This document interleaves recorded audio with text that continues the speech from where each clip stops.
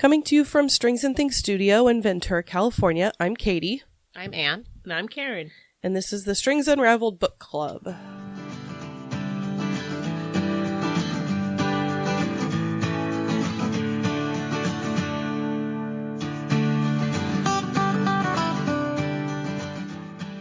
Hello, everybody. Good morning. Good morning.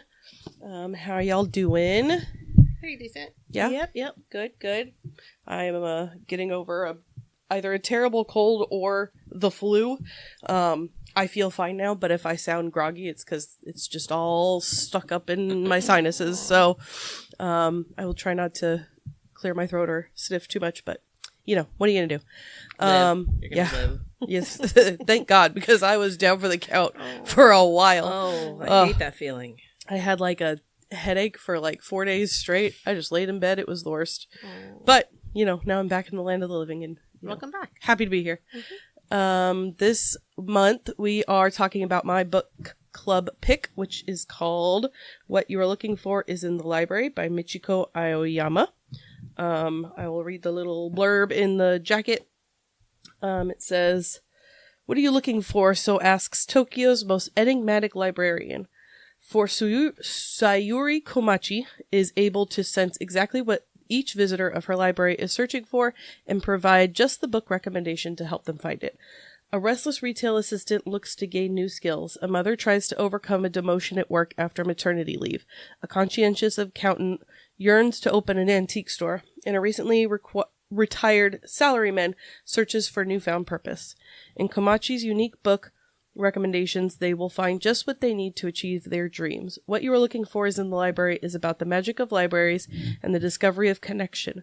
This inspirational tale shows how, by listening to our hearts, seizing opportunity, and reaching out, we too can fulfill our lifelong dreams. Which book will you recommend? So, you want to get into initial thoughts? What'd y'all think about it? No, I want to talk about what we're knitting. Oh, yeah, I forgot about that. What are you knitting? I always forget about that. Well, I figured you wouldn't mind me redirecting. No, go for it. I'm still working on Masoni Accomplished. Uh-huh. But I'm getting closer. I'm on the ribbing of the body. Nice. So I'm staying true to it. Fun. I'm working on my Land O cakes and just cruising through the body. Looks good. Yep. Looks about the same as last time. Is it the same? Yeah. But you made a good impact on the body. I did the math to figure out how much I have to do each day to meet my goal, which was 3 rows a day. And I was like, easy, I could do that. And now I have totally fallen off the horse. I need to recalculate it probably up to like 6 or 7 rows a day now. But damn that flu. Yeah. But that's what I'm working on. Karin? I have a sleeve. Yeah, oh, nice. Look at that. And what is this? So this is North Wind Pullover. It's one of my designs that came out in the most recent issue of Radical Threads, the Air issue. And it's Tunisian, top-down raglan Tunisian crochet sweater in the round. So there's no seams. I got through the body. I have all these mini skeins from Teal Torch Knits. That's the yarn dyer, and I'm sort of addicted to all of her colorways, and it's all like this. It's a combination of some skeins are the Suri alpaca silk, and the others are the mohair silk. So it's all lightweight and fluffy on a bigger hook. Mm-hmm. I got through the body, and I am almost ready to do the last little bits of the cuff before. I'm almost ready to do the cuff. Almost. Nice. So, and it starts at pink and goes to purple and goes to like a pale pinky lavender to blue to teal to green. And the very, very bit has a little bit of yellow. Cute. So, lovely. Okay, now what did you think about the book? I loved it. Yeah. Yeah, I loved it. I loved it. Oh, good. I'm glad. I love this book so much. I enjoyed it thoroughly. I chose this based off of, I don't know, some internet recommendation that was like, if you like this, you'll also like this. And They're right. Yeah, they were right. The book that I was recommended off of was Before the Coffee Gets Cold, which I also loved. And this was, I think, just as delightful as that one. So I think those two books get compared a lot, but they're different in their own right. But they do have a very similar kind of like cozy, happy vibe, a little feel good. That's the style of the author, probably. It's a different author. Oh, it is a different author. Yeah, but just similar in tone. So when I chose this book, I looked up book club question because I'm like, I'm going to only choose books that have specific questions because I think it makes for a better discussion. And I found them. But then once I opened them yesterday to like look through them, it's like, here's your PDF of book club guide for this book. It's all very generic questions in here. So I got scammed, but I feel a little better because I was really thinking about that as a philosophy for choosing the book. Mm-hmm. And then I chose something like not impulsively. Obviously I'll share that later, but I didn't give that. I was like, great idea, and then I didn't give that any weight when you want to read a book, you're just gonna pick whatever book you want. So, so hopefully we can get some good conversation out of this. But the book is broken up into 5 separate sort of vignettes, characters, and each one of them tells a story about visiting the library and getting a recommendation for a book and what it is that they need in their life. Based off of their recommendation. I don't think any of them know exactly what it is that they are truly looking for, right? They go in looking for one thing. But my first question is, would you recommend this book to somebody? Absolutely. Oh, absolutely. I want to buy a physical copy so I can lend it to a few people. Yeah. Go to Timbre and pick up your copy like Anne and I did. Yes. Yep. We have our cute little Timbre. It's my trophy. Yeah, your shelf trophy. My shelf trophy. I have our cute little my little bookmark. Timbre bookmark. That's what I'm gonna do. When we're done, I'm gonna go get my own shelf trophy. Yeah, I listened to the audiobook, but I still wanted the actual book. This is a book I want to read again because I want to revisit these characters. They were so delightful. It came close to needing to buy the audio. Okay. The audiobook was good because each narrator was different for each character. Oh, that's good. But some of them were a little like faster paced or different accents or like whatever. Some of them I found harder to understand because this is a translated Japanese novel, but I think it really sets the tone for the character itself. So I would recommend the audiobook. I enjoyed it. A question on the audiobook. There were times when I got confused by the librarian because the different actors who play the different characters voiced the librarian a little differently. I love hearing that because they all perceive her slightly different. Yeah. So I did come across, but I'm like, wait a minute, are we talking? Which librarian are we talking about? Yeah, it's all the same person. So did you enjoy this, like do you enjoy this style of book, like mini vignettes that all tie together? Like, because I feel like we've read other things like this. I was trying to think about this morning, like other books that we've read that sort of are in that same vein of like separate stories that are all intertwined with each other. I'd have to pull up my list of the books that we have read, but I was glad to read as I was reading to notice the little connections between all of the characters, right? Yeah, just little parts where you're like, oh, they don't even know this. They don't know what I know about this other person and how they're connected, but they don't know each other about it. Yeah. I read this book. Well, I listened to this book. I was going to start it like on my own, apart from the podcast. And I might have talked about that I had started it like a few months ago.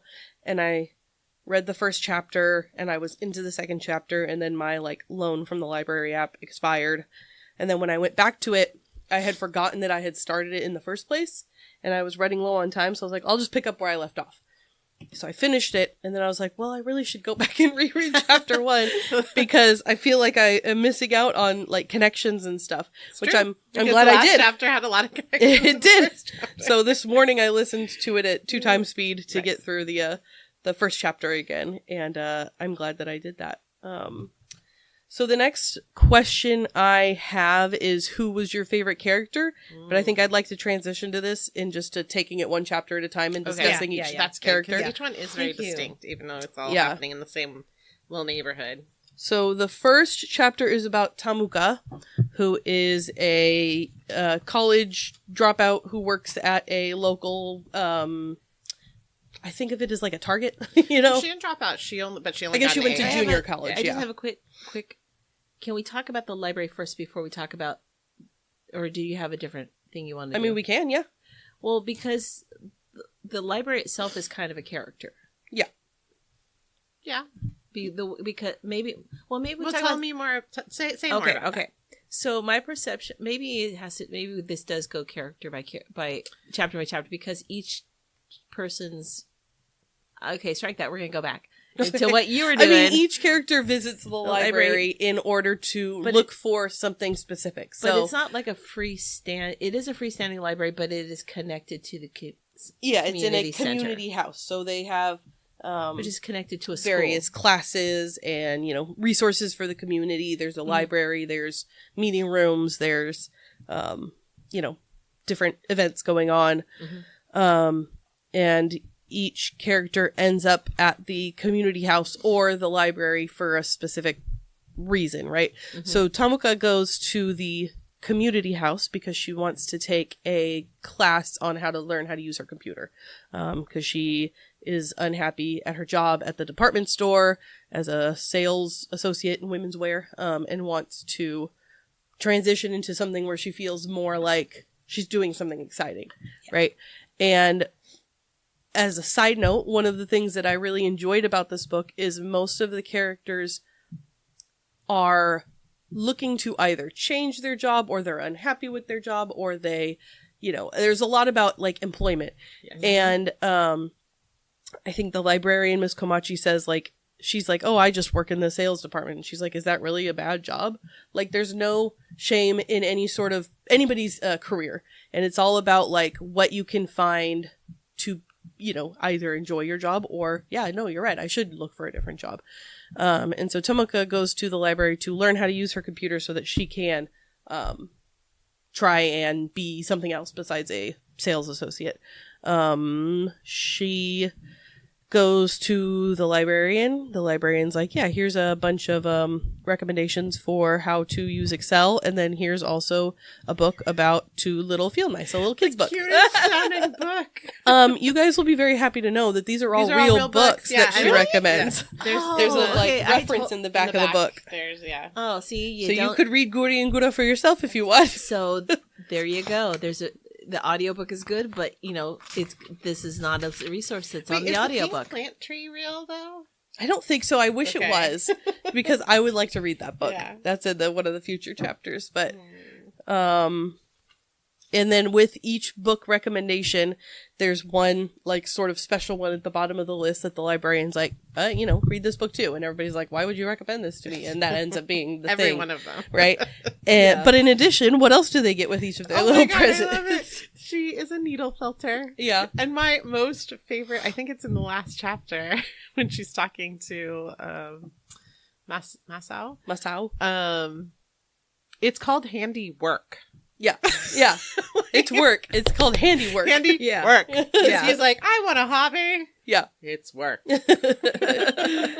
Yeah. She is a needle felter through and through. I also love, like, I want to be like her, where she's like, I'm done with conversation. Back to like whatever I'm doing. This is me telling you I'm done talking to you. I'm done. Go away. I'm going back and ignoring you now. Yep. And that people get it. Yeah. No one's offended by it. They're like, oh, okay, I guess we're done now. I guess we're done. So what do we think about our Chapter first girl? Like, what is she looking for? What does she end up actually needing? Right? Well, it's this saying that I've always hated, which is on a lot of is it Mary Engelbright stuff? Bloom where you're planted. Mm-hmm. But really, I mean, good point. Like, the librarian says, you can feed yourself and provide yourself with a home. Like, isn't that wonderful? Yeah. Aren't you so lucky? And then she goes home and she looks at her home and she assesses it. And she's like, yeah, this is great. I am so lucky. And then, her whole outlook on life changes. Mm-hmm. She finds love. Yeah. How about the TLC of making the one Castella cake, from the children's book, which unlocks her self-care and her willingness to to like find excellence in the life she has now. Yes. Mm-hmm. Yeah. One of the lines that I liked a lot from hers is like she's trying to like make this cake and it turns out terribly and Yes. she's like, oh, I did a terrible job. Then she says, what's to cry about when I have a tidy apartment and a sink full of cooking utensils? And I'm like, that's so sweet. That is awesome. Yeah, so she uses her time and energy to like, she cleans up her space, and then she's like, you know what, I am gonna cook for myself. All I ever eat is stuff from the convenience store. And inspired by her friend, soon to be boyfriend, we figure out, she's like, no, I know how to cook. I guess I could buy a frying pan and learn how to make this beautiful cake. And she does. And she learned to take care of herself, I guess, to be happy where she is. I don't know. What do you guys think? I think it's great. Yeah. And she also learned about where she was. Like, everybody who discovers the community house finds this beautiful municipal resource that's being cared for and tended for by public resources. And when they find it, it's this jewel, this like beautiful, like, I didn't know this was wonderful resource of community and access. I love it. And I love how they're always like, can I borrow a book? You're like, oh, of course you can. It's a library. Yeah. It's not a book looking at room. That is the thing. I'm like, I wish I lived there because but it wouldn't be the same, but because I'm not part of the community, but I mean, it makes me look more at our community. Like, it's not just a library, but like it's this whole gathering place where people come together. Some of them play games together. They just have this sense of community. Growing up, we're always going from place to place to place. So there was never really a sense of community. So to be someplace to have this resource just there, and their whole purpose, libraries are not just there for books. They're there to serve the community, to bring the community together. They're like the hub of the community wheel. Yeah. It did make me want to go hang out at my local library, but I didn't do it, but I should. I've been doing it once a week for like a year, and it makes me so happy. Yeah. On Tuesday morning, which is like, Tuesdays are just a slight bit lamer than Mondays. In my book. Yeah. Especially after our Monday holiday, which is coming this week. It's like double Monday. Oh. Anyway, but I know at the end of the day, I'm going to go spend an hour and a half in a library. Yeah, that's I'm great. so happy. Our second story is about Ryu, who is a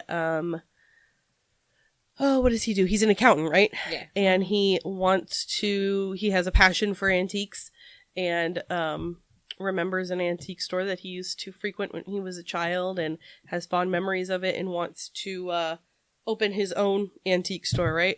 So he goes to the library, and his girlfriend is at the library for a computer class. She's one of the other students. Yep. She's opening her own online store, so she's in her computer class, the same one as Temuka, to learn about how to make an online store, because she makes jewelry, right? Yeah. And so he's like, well, I guess I'll poke around the library while I'm here. And he's looking for books about how to start a business or how to run an antique store. And he gets a book called How Do Worms Work? Like an intro to gardening, or basically that's, what was it? Oh, wait. Did we talk about what the first girl's gift was? Oh yeah. What kind of needle felted gift? Because this is for you, and this is for you. Yeah. And I love when they ask, like, I think it's like the last person, Masao's like, how do you choose? And she's like, I just pick one. Well, that's the thing. Because I think she's magic. Well, that's the question. Yeah. She never makes it about her contribution. No. Yeah. Like, thank you so much for recommending the book. You took what you needed from it. Yeah. Like I didn't do anything. I gave you a book, but what you did with it was up to you.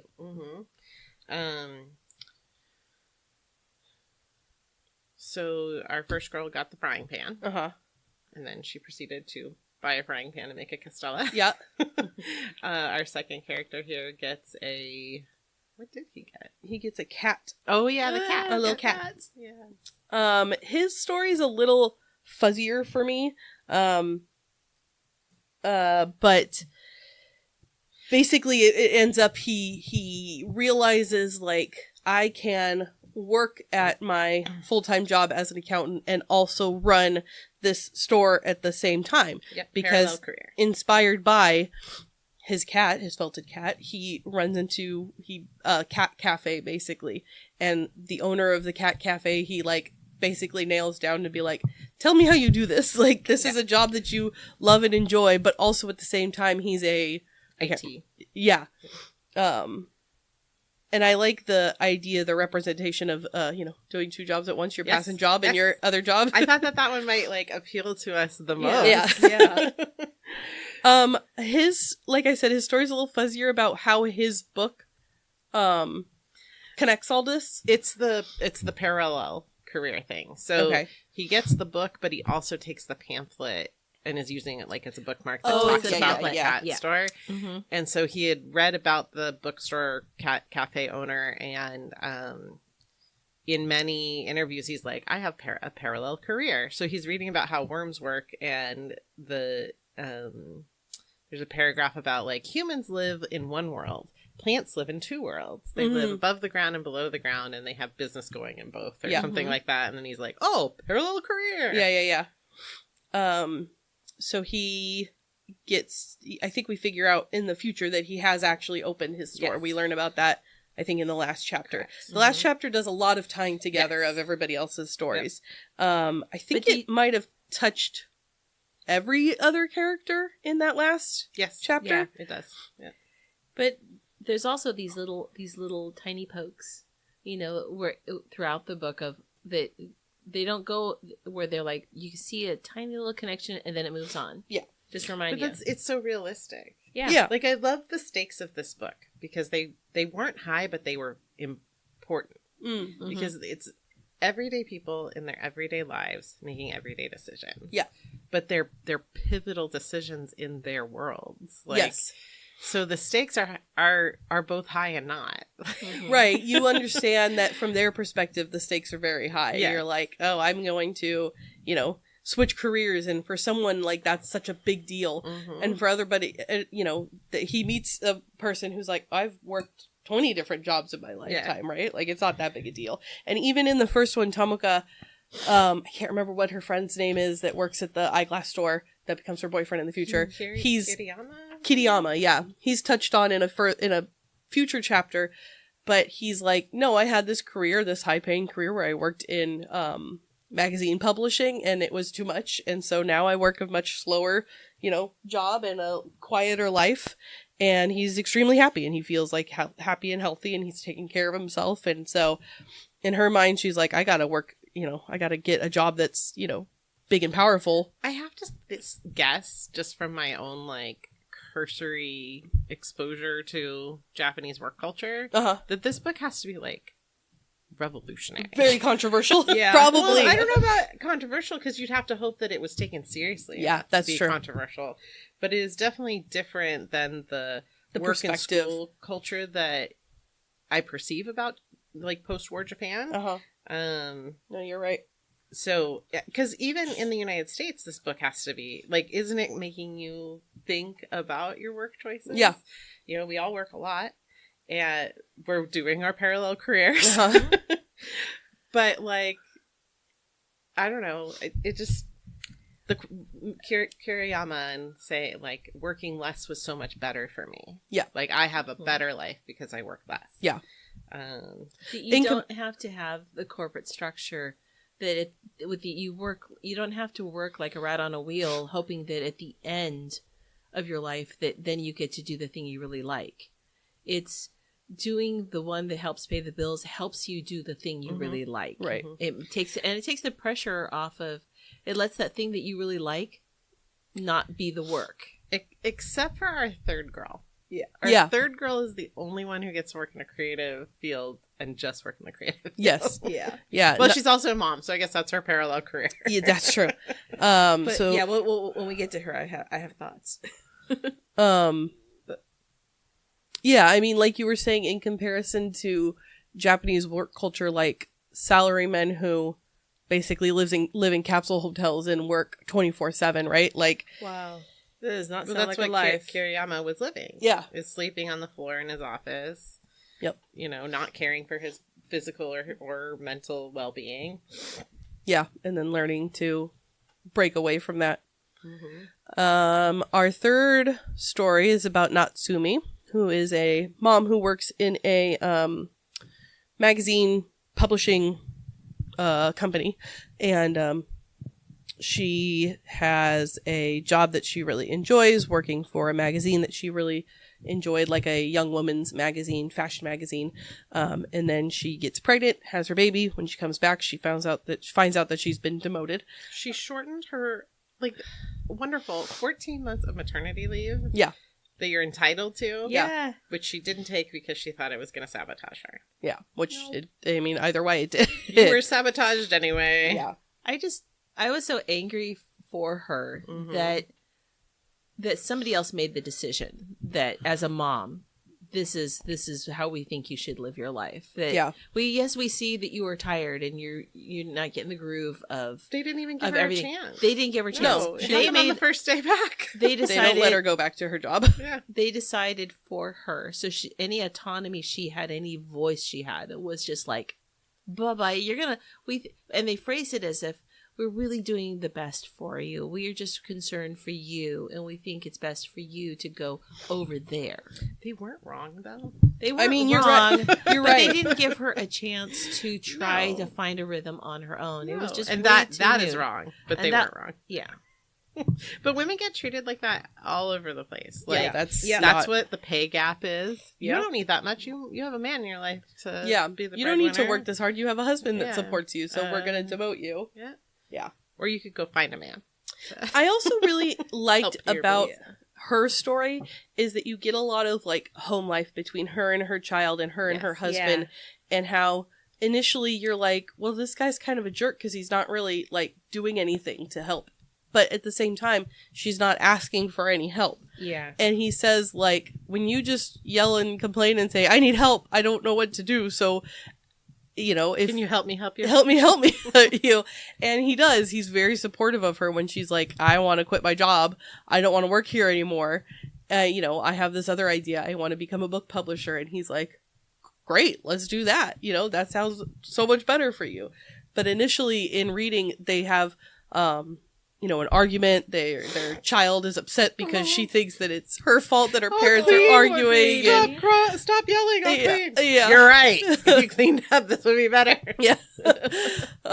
So you're like, oh, this is sad. I don't want, he's being mean or whatever. Yeah. But no, he's very kind and supportive because he is the businessman, He's not home all the time.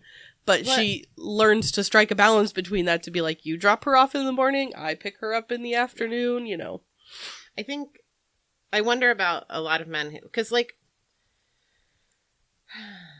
that is in the minds of the primary earner often, that is their, like, they are working for their family. That's how they take care of their family. By working so much, right? And that's his point. And another good point from that interaction is, among the things he said there, like, I don't know how to help you if you don't tell me, is she realized she hadn't really, it was all in her head. Like, I mean, it was real, but she was having she wasn't expressing it. This argument internal, was all inside. Yeah. And she wasn't expressing it to anyone.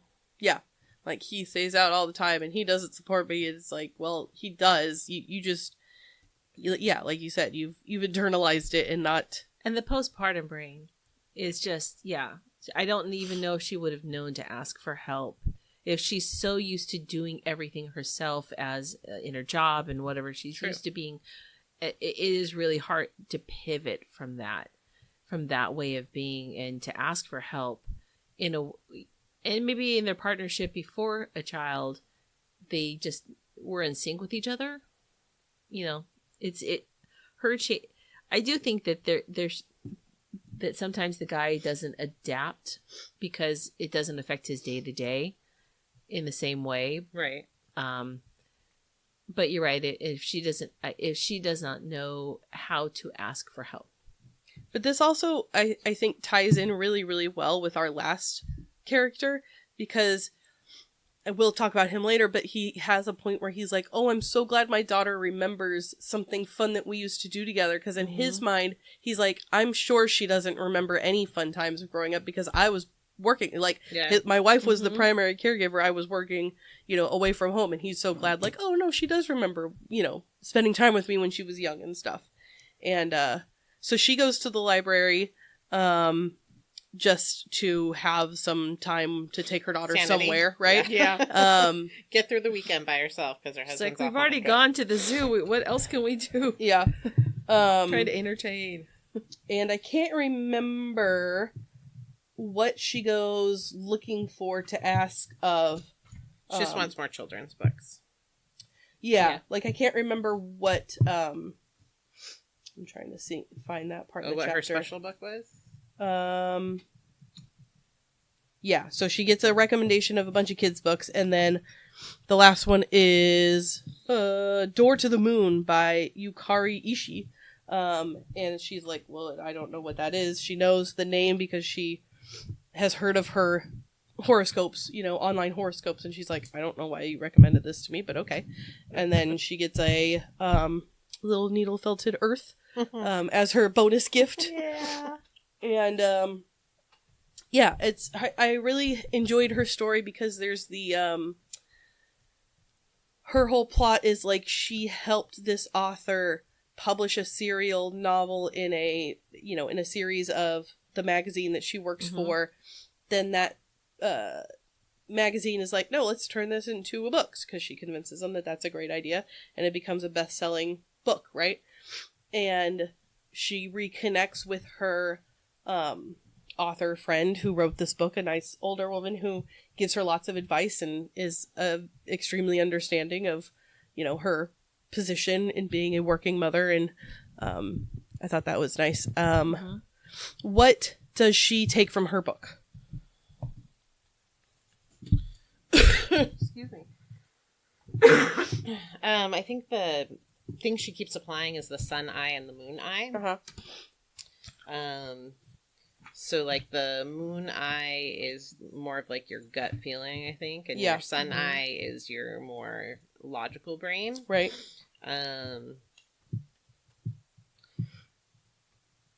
Yeah, and then her. Oh, go ahead. Well, the end paragraph of her chapter is: the earth goes round, we gaze at the moon, illuminated by the sun. Feet on the ground, facing the sky, we go forward, changing as we do, in order to deliver a larger truth to the person looking down at an open page. Yeah, hers is a little more like enigmatic, I guess. Yeah. And I mean, we understand the journey she goes on. Yes. Right? That's very clear. Yeah, I guess it's like looking at it being your... Go ahead. I feel like her view of her world was very, very limited. I'm going to work at this publisher. I'm going to do my best. I'm going to succeed in this space. And it gave it almost like, no, the world is bigger than that. You need to expand. There's more opportunity. If one thing's not working, there's other ways of approaching a bigger world than the space that you're visually seeing yourself in. Mm-hmm.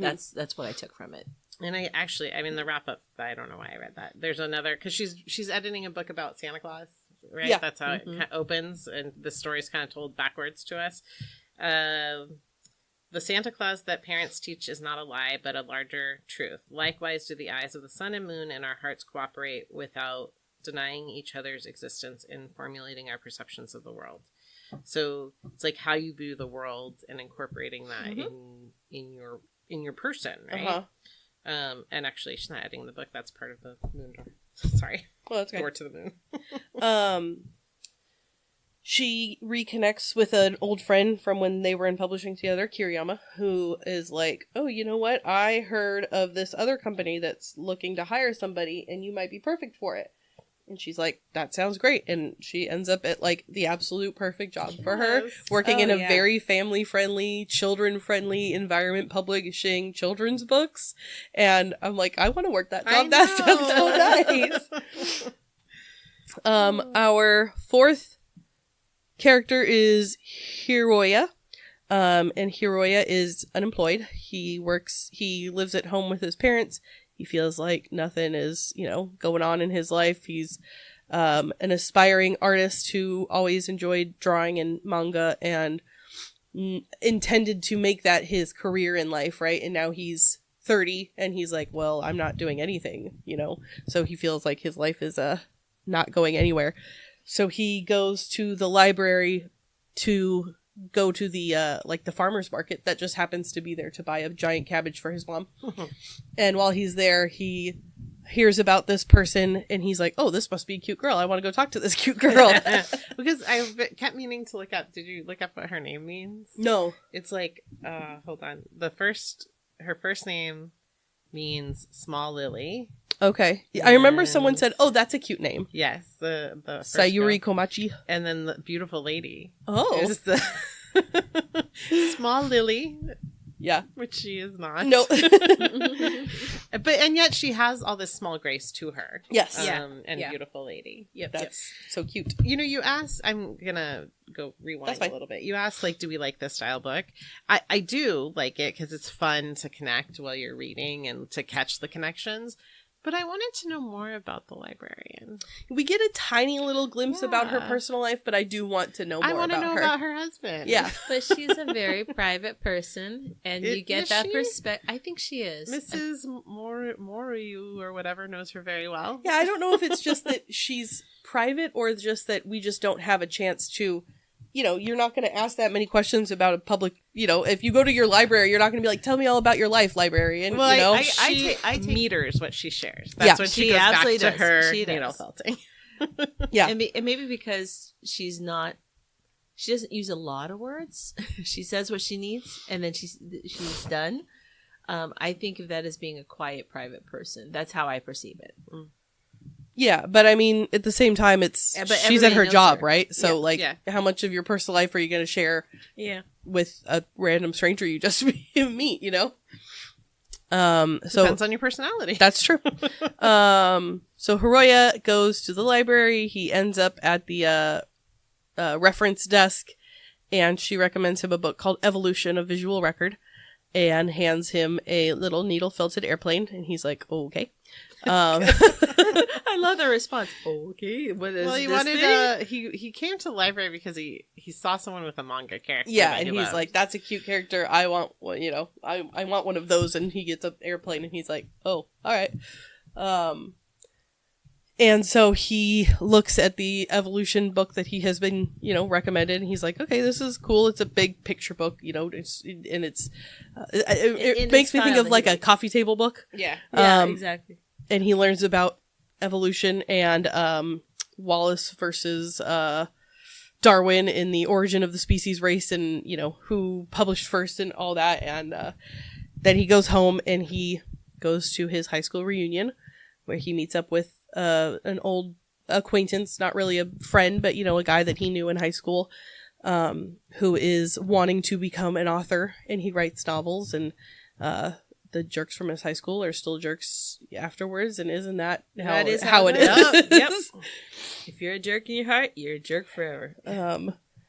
And so connecting with this old acquaintance, they sort of become friends again, and he's like, no, you were always really cool at drawing, and you must be doing something cool with that. And he's like, I'm not doing anything with that. And he's like, well, he writes novels, even if he's not getting published, he's still doing his best to, get what is inside of him out, which I think is, important. Admirable. Yep. Art for art's sake. Yeah. And, so that inspires him to be like, I should start drawing some more. And going back to the library, he just enjoys being there. So what he finds is, like, I think the community that he was looking for is that he enjoys spending time in the library. He likes hanging out with, in my mind, they've gotten together, the junior librarian and him. And he ends up getting a job at the library and drawing cool animals and creatures for all their flyers, and gets to work on his art. And he drew the cats in the pamphlet from the second story. I kind of liked he had this view of what his mom. I get the sense he was raised just by his mom. Yes, and he has the typical older sibling who's the perfect child who has his fabulous career, and I think he had this perception that his mom favored the easy child. And I like that in his personal growth, he got to see her differently. Yeah, I love that. That she does for each of her children equally what she thinks they need. Yeah. That she was just supportive of him. That's kind of why she told him, I need these vegetables, and you have to go there to get the vegetables. Yeah. It was kind of a little subterfuge to get him over to the community center and library where he could, do something. So I did like his view of the people around him as he grew. His internal stresses, internal stresses and biases, towards others sort of evolved also. And what about his bonus gift? The airplane. I think that was to be he was worried about his brother flying in. Going to the airport. Oh, yeah, and then also it was like the way that the world has changed. Yeah. And the way the world seeing things, what's marvelous to what is typical. Right. Like the when the ability to accept what is new. Yeah. Like different. When the Origin of the Species was published was only 160 years ago or whatever. And he's like, that's a really long time ago. And she's like, no, it's not. I loved, she's like, I think I could live to 160. I know. He's like, I bet you could. In Japan, there's a lot of blue zones. I don't know that Tokyo is one of them, but... No, but if you lived in Japan, you could easily have the perception that you're definitely going to make it over 100. Yeah, I mean, James's grandpa's going to be 101 in next week, so James is like, he'll be 110 easily. I'm like, oh god. The oldest inventor that I've encountered is 108. James's great grandmother, so grandpa's mom, was 107 when she passed away. Woo! And she was the oldest person in Ventura County at the time. Oh boy, oh boy. So yeah. He might live to be 160. That's amazing. Our last character is Masao, and he is recently retired. It's a very classic story of like, I'm retired, I don't know what to do with myself now. Yeah. And he worked for I was gonna look up the name of the company because I can't remember. Yeah. It's the place that makes the cookies that everybody loves. Oh yeah, the box, the tin of cookies. The Honey Dome cookies, and are those real? I want some. No, of I those. looked it up. I wish they were. They sounded delicious. Creamiado.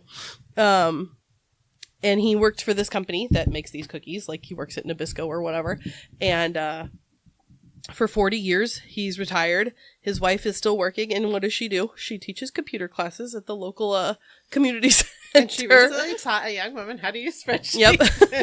Another young woman to build a website. And then her third student is in the fifth book as well, in the fifth story as well. Yeah. He's the harbinger of like, you better get your stuff together because your wife's gonna get tired of your BS. Yeah, so he ends up at the community center to learn how to play Go, which is like a checkers game, sort of. Yeah.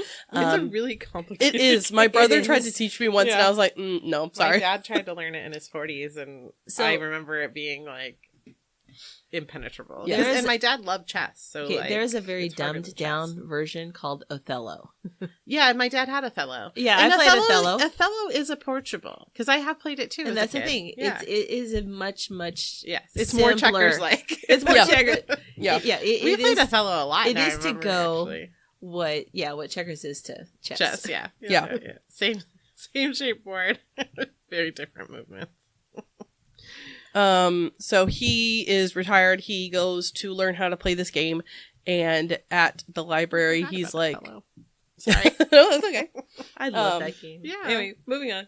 He's like, I want books about how to learn to play Go. And she's like, okay, here's a bunch of books. Here's also a book of poetry about frogs. And he's like, okay, duh. All goes together. Green and green. Because the Go board is green, I believe. Okay, there you go. And then his needle felted bonus gift is a little crab. And he's like, all right, this is cool. I'm going to give this to my daughter.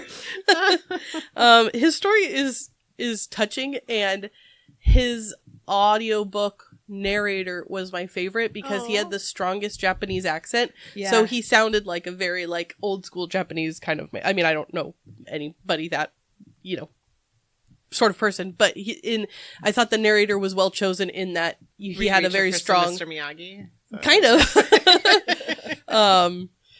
He had a pretty strong accent, and so he takes his little book home about Go, and he takes his book home about Genge and frogs, and he's like, okay, I guess I can learn how to, he's looking for any sort of activity. He's like, I need a hobby. I could learn how to needle felt. I could learn how to play Go.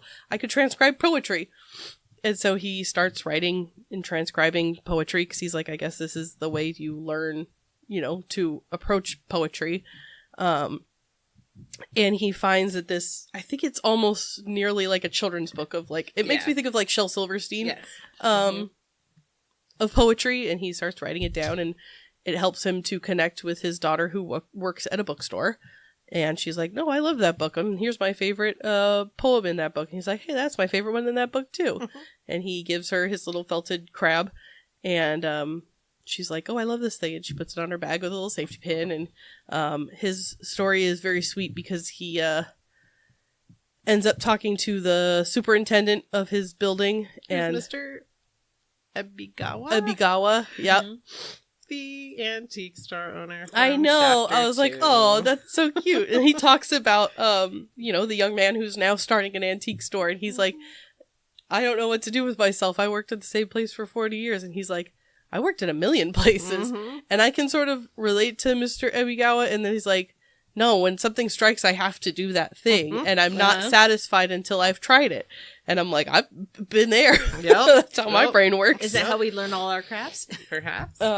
He's like, well, I you guess mean I could. handiwork? Handiwork. It is work.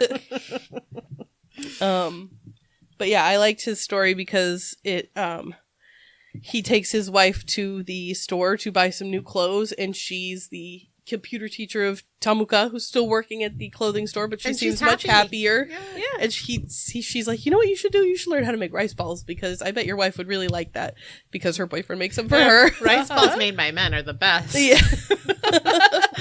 It made me really want a rice ball, though. I know. Oh, we went to Gotetsu on Thursday. Gotetsu's so good. Yes, and they had. Did you have the Sapporo with the I had ice chunks in it? What is Gotetsu? Sorry. So it's one of Katie and James's favorite places. Right? I mean, we've only been there a couple times, but it is incredible, right? And it's the advice sushi place. I believe it's where you generated this advice of anytime Sapporo's on tap, drink that. Yes. Yeah. It's a Japanese restaurant, but they do not serve sushi. They're very adamant that they do not have sushi. There's no sushi. It's all skewers. And it was delicious. We went on like ramen night. I want to go on ramen night. Ramen night was incredible. It was delicious. I strongly recommend it. You order from your table, and then they just keep bringing it to you. Yeah. Including the Sapporo. So good. Sorry to digress. Oh, so they had like a little thing called Nick's Special that was like a grilled kind of rice cake thing that was lovely. That sounds delicious. So I was recently satiated when I was reading about the rice balls. That's good. It's 9:30 in the morning, and I really want a rice ball. Savory breakfasts are a very Japanese thing. Yeah, that's true. So his story touches on Tamuka that way. Ryu is, he gets mentioned, and now he's opening his own antique store. He's connected to Natsumi because his daughter's favorite book is the one that she helped publish, the Pink Petal Tree. And then he meets Hiroya at the library, the young man that's working at the library and doing all these illustrations. So he's, his end chapter is a good wrap up of everything, because it's like, yeah, he also learns something about himself, and then we also get to learn about all these other characters that are all doing great, And how, I love, they're eating the rice balls, and the daughters led him to his wife's favorite flavor, only to find out that became her favorite because of a pivotal moment when he had compassion for, her life transition time. Yeah. And to, for them to have that connection while he's in this transitionary time. And I love that he's he is happy that he made his wife so happy. She's like, no, these are my favorite. And he's like, I feel like I'm cheating, but I'm not going to say anything. Don't be dumb, kid. Don't be dumb. Yeah, so that kind of wraps it up. I don't have any really great other questions about it, but yeah, I think we all thoroughly enjoyed it. If you have listened this far, hopefully you read it too, because that would be stupid if you listened to all this and you hadn't read it yet. Unless you don't feel like reading and you just want to hear our really rambly synopsis. Yes. But yeah, thank you guys for enjoying the book that I chose. I love this book. Mirabelle is getting all needle felting things for her birthday. Oh, fun. And so I thought it'd be fun to like read this book with her. As our librarian needle felts rando things. Who gets to pick our next book? Moi, it is me, Anne. What are we reading? We are reading We Deserve Monuments by Joss Hammonds. No one's read this yet, right? Nope. No. Okay. So, a few months ago, I wandered into Tampa on a weekend afternoon. As you do. And, yeah, as all should want to do here in Ventura. And I'm just wandering around looking for things, and this girl walks up with this book, and she's the author. Oh. And she was asking the person. So she's local. I don't know that No. she's local. But I actually looked her up. I think she lives in Los Angeles. Because when that happened, I was like, what is this book? This author is right here in front of me. And she was asking permission if it would be okay to autograph the copies they had. Oh. So I did not score an autograph copy, Oh. but it recently won the Coretta Scott King Award as a new talent. So it's an award-winning book. Nice. I don't actually know a lot about it. I just thought that was like a really cool moment to witness. Yeah, that's super cool. But I think it's going to be a fun read. It is available as an audiobook. I looked, it's like 10 and a half hours or something. Inside of the book cover. When her family moves to Bardell, Georgia, on the cusp of her senior year, Avery Anderson is uprooted from D.C. and thrust into the hostile home of her terminally ill grandmother, Mama Letty. The tensions between Avery's mom and Mama Letty makes for a frosty arrival and reveals a decades-old conflict they refuse to talk about. Every time Avery tries to look deeper, she's turned away, leaving her desperate to unearth secrets that divide her family. While tempers flare at home, Avery finds friendship in unexpected places, with Simone Cole, her captivating next-door neighbor, and Jade Oliver, a member of the town's most prominent family whose mother's murder remains unsolved. Mm-hmm. As the three girls grow closer and Avery and Simone's friendship blossoms into romance, the sharper-edged opinions of their small southern town begin to hint at something insidious underneath. Avery soon discovers her family's roots are deeply entwined with Bardell's racist past. With Mama Letty's health dwindling every day, Avery must decide if digging for the truth is worth toppling the delicate relationship she's built, or if some things are better left buried. Dun, dun, dun. Yeah. That sounds good. It does. I like the cover too. Yeah, the cover it's art's nice. beautiful. It was neat to like see the author in real life, which I don't know why I'm so starstruck. Because Right. you can meet an author anytime. And you wouldn't know, but you'd be like, oh my God, you wrote a book. I mean, But it's it was really just something kinda to see her neat. holding her own book in Right. a bookstore. Well, she That's walked so up cool. to the counter. She's like, well, this is my book. I wrote it. Would it be okay Imagine. if I sign the copies you have? Which I thought was like so thoughtful. Because I've seen authors on Instagram just go places and sign them. Yeah. So I thought it was very like thoughtful, because what bookshop owner would say no thank you? Yeah, of course you can. So I already have like a very high opinion of this woman. Yeah. And I'm I think it's really wonderful that it's an award-winning book. Nice. Well, I'm looking forward to reading it. Yeah, we all like it. Well, thank you guys for joining us for another book club episode. We have our normal episodes that come out the first Tuesday of the month, and then book clubs come out the third Tuesday of the month. So we'll have a regular podcast episode coming out in a few weeks. So check us out for that. If you want to hear more from us, you can always check out our Patreon at patreon.com/stringsunraveled, and you can get a bonus little mini episode every month where we just get a little kooky usually and ramble on about who knows what. They're far less structured than any of the others. But yeah, we hope you guys enjoyed. If you read this book or if you have any book recommendations, we would love to hear from you. And we will... Oh, go ahead. Anybody read anything else this month? Oh, no, I haven't. I did not read anything else You were this trying month. not to die. Yeah, I was suffering. I had a light month again. I felt like a lot of my books I had pulled were kind of just depressing, so I didn't feel very drawn to them.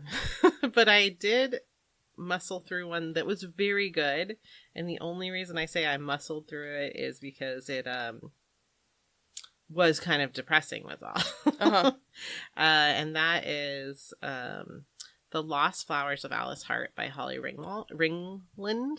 It's set in Australia. It's this young woman's life from childhood to say probably her 30s, and this life of like tangled family legacy, let's say, and the tragedies she faces along the way. And it was like everything made me cry in it, but it ended well. It was a lovely book and a lovely place to be, even with the sad things that are happening in it. So I almost picked this lady's new book, Holly Ringland, but it's like 500 pages. And I don't know that the audiobook is out because it's not in the library. I didn't look at I didn't look at Audible, but her new book is The 7 Skins of Esther Wilding, which as soon as that's on audiobook, I will be borrowing. Okay. But that was a wonderful book. But I was glad for your choice, Katie, because like it seems like I keep picking these books that people recommend, and it's like, has so much gravitas, you should read this. And it's like, I don't always want a book that's like deep. This is so light, human and experience. and cozy. Sometimes you just and want comfort. a nice little comforting book. This is a cozy. The book we just read was I'm sitting on the couch in my jammies with my favorite socks on, having a hot cup of cocoa. It's all cozy. But it was still had depth and value. Yes, it did. A lot of the yeah, human it did. experience, It did. It did. But it wasn't like rip your heart out. No. This is the hardest thing anyone has to face in their life kind of gravity. So I'm still reading Everfair by Nissi Shaw. It is a big book. But it's really good. But just to keep it lighter, I'm also doing another Nissi Shaw book called New Sons with an introduction by LeVar Burton. So it was really nice in the audiobook version of it. It's still nice to hear his voice. You can listen to him for free anytime you want. I know. Do a story. His podcast is amazing. And that's it. Cool. I'm discovering that a full-time job with where I don't even have I've noticed that on our 15-minute breaks, the main lobby of the Hall of Administration is mostly employees that came up to actually get Wi-Fi, to get cell service. Oh, I'm sure. Service. Yeah. we're doing 15 minutes, checking on our phones, and then going back down. So, all right. Anyway. Well, then I'm going to call it here. I already did my wrap up, so we'll talk to you guys next time. Bye. Bye.